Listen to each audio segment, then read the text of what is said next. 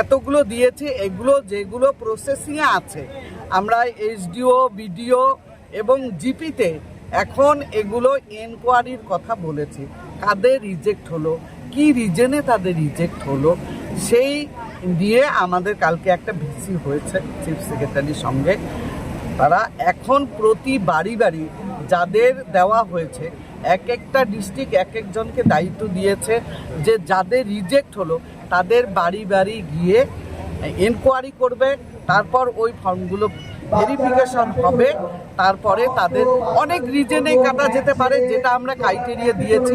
অনেকে এই ক্রাইটেরিয়াতে পড়ে গেছে, তাদের বাদ গিয়েছে, তারা অনেকে রিকোয়েস্ট করছে।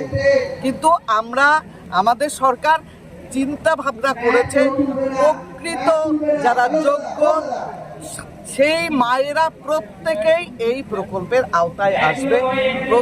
প্রতি মাসে তাদের ৩,০০০ টাকা করে দেওয়া হবে।